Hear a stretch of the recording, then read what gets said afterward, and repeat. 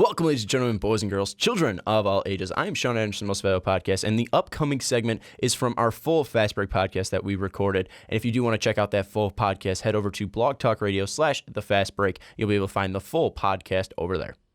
But let's move on to our next topic, and that topic is Ricky Rubio. Not Ricky Widmer. Not Ricky Rubio. My war is terrible, guys. Ricky Rubio. Your war. My wins above replacement. That's baseball. It works in basketball, for too. Basketball. Okay, but we usually use per for basketball. Yeah, it's still That's terrible. the efficiency. Yep. Well, it'd be just zero. It's still terrible. It'd just be zero. It could be negative. But you haven't played. It doesn't matter. It could be negative. Anyways, Jesus Christ.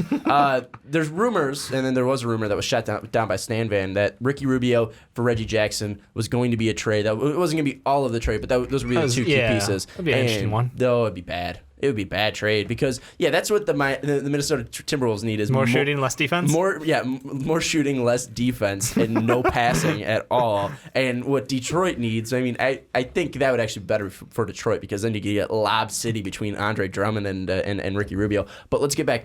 It's more of, since that was shot down, should the Timberwolves still be looking into trading Ricky Rubio? So should the Minnesota Timberwolves trade Ricky Rubio? Yes.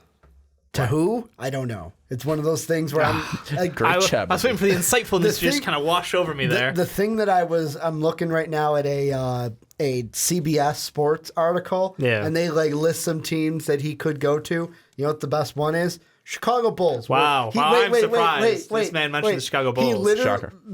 The author literally goes, Chicago Bulls. Just kidding. The last thing they need is another non-shooter. Hold on real quick. They do need a Rondo replacement, though. Real quick, if we're going to quote any articles, we got to make sure that we're reading them correctly. Oh, I Ricky am Widmer. reading it correctly. Just saying. Right Don't start another just kidding. A Twitter war. The last thing they need is another non-shooter. See, I just did it slower this time. Okay, it's okay. good. It's okay. Reading's hard, guys. I'm not.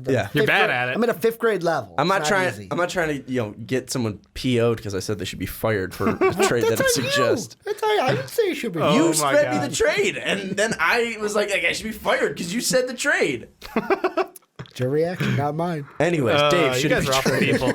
Both of you. This is what happens when I leave you for a week. You guys try to You went get and played somebody Diablo. fired. It wasn't even It was worth worth it. it. It was absolutely worth it. Anyways, should he be traded? Yeah, I should. Not for any real reason. I mean, he's a good fit for their team right now because he does everything they need. He is one of their best defenders. He is a great court general. I still want to the term I don't love, but he is. He want to directs say traffic. field general. That's what you want to say. I guess. It's football. Yeah, but he really does direct traffic pretty well. He gets his guys better open looks. The only problem is the dude can't shoot, and we all know it. Everybody else knows it. He has a very limited offensive game, and it's not something they need because they have 3 guys who can put up 20 a night, no problem. But you need to at least force the threat to pull defense out. So hey, every pick and roll, they're going to go under because they know you're not taking that 3-point shot. There's no point. Mm-hmm. You're not going to get them to chase you around top. So it really does kind of limit him. But at the same time, I don't know if they can get a better starting point guard for their team because Chris Dunn would be in the deep end at this point. I think we all were maybe a little over the top with our early assumptions of what Chris Dunn could really do for this team. Did you see him in the summer league? I know. Him and Bobby Portis are going to be ridiculous. They're taking this league by storm. Did you see Bobby Portis? And Thon Maker, too. 10 fouls and how quick was that? What was that, a quadruple double? He fouled out in summer league, man. It was like 10 crazy. fouls. But no, okay, so maybe we're a little hyped on Chris Dunn. But no, the kid's, he's still learning the game, and I think he will become their replacement because he does have that ability to shoot from a distance. But honestly, it might just be they're not going to find a better fit right now than Ricky Rubio. And the more you let them kind of play together, there's just a chemistry that will build up over time. But that's the thing is you're building up a chemistry for a guy that you don't think is going to be the piece long term. Right, but he could become your eventually. I'm just envisioning Chris Dunn and him. But switching. Do you want to pay a guy with Ricky Rubio 13.3 mil and then have to re-sign him again? He's going to ask for similar money. Yeah, the cap goes up again, so 14 mil's not a big deal. But is that guy going to be your backup point guard? Do you want to pay your backup point guard 14 mil? Probably not. No, you don't. That's the thing is But what are your other options right now? You go with Chris Dunn. And you just let him him in the build. deep end and struggle. They're not good right now. They're terrible. There's no fucking expectations for this Timberwolves team. They're 4-6 in the last 10. They're 15-28 right now. But the upside is at 17-24 is the eighth seed of the playoffs. They're not making the playoffs. 2 wins away right now. I put them in the playoffs. We all did. We're idiots. I don't know. You didn't. You're a smart man. I don't think. I think. But they're 2 wins away from the playoffs. They're also 2 wins away from being the worst team in the West. That's the thing. The West is just they're not a good team. And to me, that's why I look in that direction for maybe a trade partner that can kind of help out this point guard situation with the T-Wolves. I look to the Mavericks because the reason being is now Ricky Rubio can come in. He can help the Mavericks by being just plug in. Look at the point guards they have: Darren Williams, Devin Harris, and then Jose Barea. You're looking at those guys thinking that they are the guys that are going to be starting there. No, I would put Ricky Rubio right in front there. What I'm thinking is they could maybe, and it was a deal that I'm thinking in my head that revolves around Darren Williams and Ricky Rubio. Put anything else you need into it. I'm just telling you that's trading for an aging Darren Williams. And the thing is, it's $9 million, but it's only this year, and he's off the books after this year. Then you can do whatever you want. You just let him walk, do whatever you want. You can get more out of the deal. I'm just saying that's like the main piece of the deal. Put whatever else you want around it. Steph Curry, DeMar DeRozan, Drew Holiday, Tyler Hansbrough, Brandon Jennings, Jeff Teague, all could have been on the Minnesota Timberwolves. But no, let's pick Johnny Flynn and let's pick Ricky Rubio. Ricky Rubio cannot shoot to save this guy's damn life. Yes, he's fantastic at creating movement. He's fantastic at driving and dishing out, but he can't do anything when he gets to the hole. You know what I just thought of? What? There is one player who's still in the EuroLeague who is literally the best passer in the world. And I will find his name for you guys. But he was talking about how I think he's 30 right now, and he is looking to come over to the NBA finally. He's been one of the best facilitators in the EuroLeague. I mean, why not? Why not just give another try? Just give another Ricky Rubio try? Yeah. Wasn't he like 16 when he was drafted or something? Ricky Rubio was super young when he was drafted. Crazy young. Yeah. Let me find this guy for you guys. And that's why I'm like, for me, I look at the Mavericks because it's one of those things where you get Harrison Barnes. You have Harrison Barnes, and you have Ricky Rubio, who's older than Barnes, who can come in and be another starter. And it's kind of like it can give the Mavericks maybe a little bit of hope to kind of have something to build a team around. I mean, of course, Ricky Rubio and Harrison Barnes are not like we're going to win a title anytime soon. You're one piece away from the big three. It's one thing that I think that they could look at. Another team that I look at, the Orlando Magic, because they've got pieces and they've got a defensive coach there. What? They've got pieces that you can ask for. What? So because that's just crazy. So what we're gonna do is we're gonna send them to Orlando where they have no offense already. No. And we're just gonna go defense and another starter. I mean, they do have Vogel as their coach. And answer me that. Wait, answer is me Frank this. Vogel gonna shoot threes? Answer me that. Well, he's a defensive-minded head coach. Answer me this. No offense. If you're a Magic fan, if you're in that Magic organization, 12 starters. How committed are you to Alfred Payton as your starting point guard of the future? How committed are you to that? I mean, we're trying to pick fights with the Magic fans today. Well, it's a serious question. I don't know how committed they are to Alfred Payton. I don't know if he's the long-term solution there. Ricky Rubio could he shows little hints of him being capable. Hold on. What the fuck? But this whole thing overall. We are overrating Ricky Rubio right now. Yes, he's a good on-ball defender, and he's great at passing, and he's great at being a general, at least commanding the court. But the guy cannot shoot. He can't shoot. He can't score. He's not a threat at all. But he can be a facilitator for the Magic. That's what I'm saying. I'm not saying but they don't have anyone who can shoot either. He's going to step in there and be He's going to facilitate to bricks. He's going to facilitate to just brick after brick after brick. And then when they leave him open, he's going to like, oh, shoot. You know, he'll cough up another brick. The thing with Rubio is you need to put him on a team like the Rockets. Because just give them shooters. Just give them shooters. They already have the best point guard in the league. And they have the best backup with Pat Beverly there. Real quick. Who's a shutdown defender. I'm not saying do it. I'm just saying you need to put him on a team if you like replace the Rockets. Pat Beverly with him, I think that would be similar results probably. Yeah, but I think Pat Beverly's even better than him because Pat Beverly can shoot from three. Exactly. But the thing is I'm just saying you need to put him on a team that's not, Andrew Wiggins who's a slasher, not Zach LaVine who's a slasher who can kind of step out, and Karl-Anthony Towns who's a guy who's most likely going to stay from 17 and in. He's not gonna. I mean, Karl-Anthony Towns can stretch it a little bit, but I mean he's not going to be a guy who's going to be standing out like K Love and just standing on the beyond the arc, firing up threes. You need to put him on a team where he's going to dribble in, and either teams are going to let him take a layup, which you could pray to God he's going to make, or he's going to be able to dish it out to a shooter. You're going to need to put him on a team like Golden State or Houston or some team like that. So basically teams that are not going to trade for him. Yeah, because I don't see the Warriors or the Rockets that's the thing. even entertaining an idea. I think it's exactly like the Carmelo talk we just had. Should they? Without a doubt. I don't think you're going to find a right piece where Ricky Rubio will succeed. And that's the thing. When I'm throwing out these teams, I'm thinking of it from the mindset of the Timberwolves, of what team would I want to. If I'm on the Timberwolves side, I could give a shit how he fits in on your team. Do you want him, and can we talk? Yeah, but the other that's basically what I. You got to sell it to him. Doing. But the team but a team that wants him is going to be like, well, does he fit? It's not going to be like, oh yeah, we need a point guard. Let's bring Ricky Rubio. Let me throw this one out there for you. How about the New Orleans Pelicans? Because Drew Holiday could be a free agent this summer, could walk, and that could be a situation where Rubio drives. Hey, if they collapse on him, hey, let me pass it to Anthony Davis.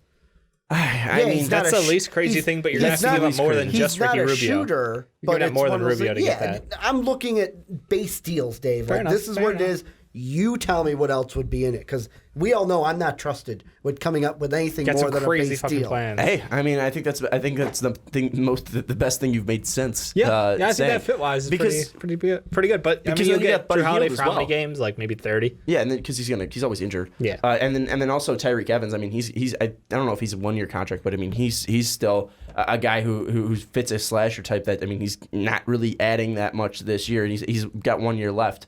Tyreek Evans, and I mean he's been better this year, but he's also been injured too, and that's really what more saying about Evans.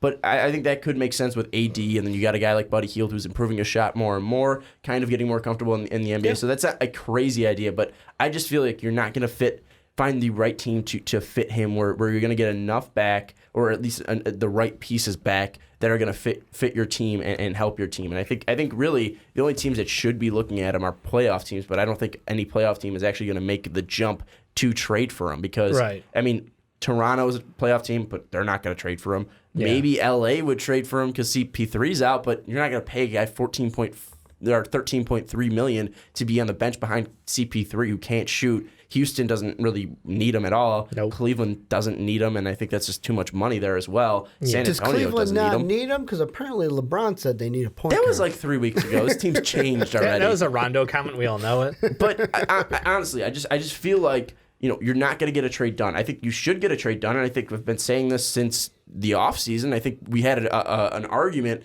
with Timberwolves fans where it's like, Ricky Rubio's great. He's been improving his shot so much. He stripped down from 32% to 42. I mean, or 24, 32 to 24. So, I mean, Ricky Rubio has been brutal at shooting. And that's one thing is, yes, I get it. I understand that he's a fantastic passer, but you need to get him off this team and let Karl-Anthony Towns, Andrew Wiggins, and Zach LaVine grow, because I feel like just Ricky Rubio's holding them back, and I feel like you need more defense on this team, you need more passing on this team, and you need more shooting on this team. But honestly, I just feel like Ricky Rubio is not going to be the guy. See, I've got the solution here. I brought him up earlier. Mm-hmm. Milos, I'm brutalizing your name, I know. Milos Teodosic. Yeah, sure. He's a 29-year-old who is playing in EuroLeague. He is the EuroLeague MVP. He put up 16.9 points, 2.3 rebounds, 7.6 assists per game. He's shooting over 50% from two. He is a great player. He's been offered a couple contracts or near contracts with like the Grizzlies a couple years back, I think 2013. And then another one where there's like a little intrigue here and there. But he did come out very recently saying he does want to come over to the NBA. He has interest. His highlight tapes are fucking amazing. One of the best passers I think I've ever seen. Real quick, the Timberwolves already seen him too, because back in 2013 in the preseason, he put up 26 points and 9 assists against him in a preseason game. So, I mean, I understand where you're coming from here, but he plays at the Olympics every year. I mean, it's just every year that they have him. I'm talking more about guys in the NBA though. I mean, obviously, I know. I'm just saying, if there's a guy available overseas who is shooting very well, who is one of the best passers we've seen. I mean, I know he's 29, but look, he could bring over some veteran savvy to this team and be a fantastic piece if he decides to go with him. He's shooting his best from three as well his whole career, 42% 0.8%. But how much will that actually be able to translate to the NBA game is what I'm really going to ask. And I understand that that's a nice piece in general, and it's a nice piece just out there. But yeah. I think you need to find help defensively and shooting. And I think Ricky Rubio is holding this team back immensely. I want to ask you this, Sean, and I know that at the beginning of the segment you mentioned that Stan Van came out, shot any rumors that were going on that, hey, we're going to do a Rubio for Jackson trade. But I want to just shoot at you first. Usually you shoot the questions at us. I want to shoot this at you.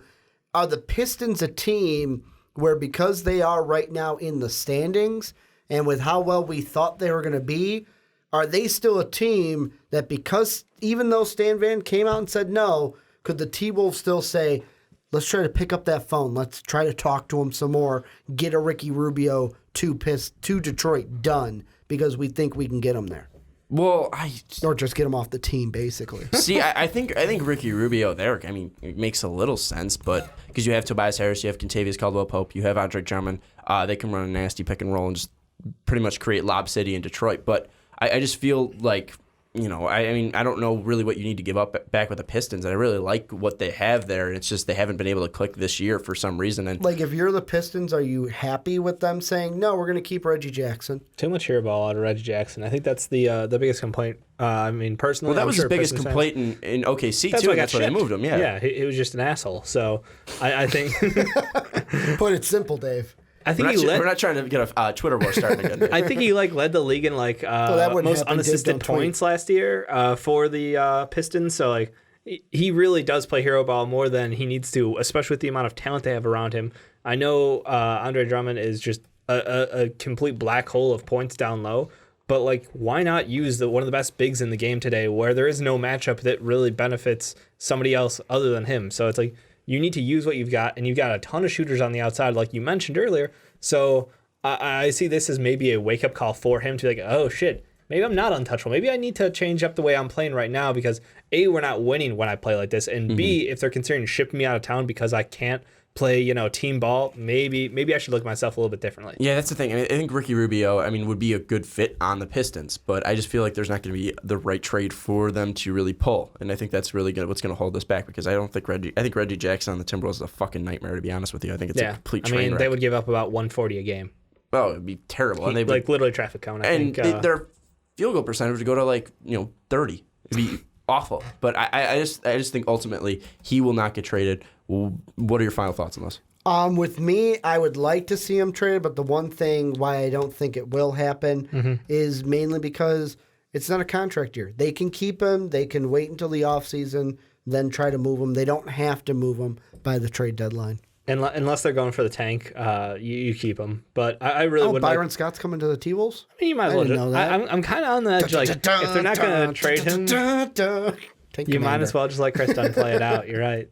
Interesting. I'm in agreement with you guys. I just don't think that there's going to be a trade actually done.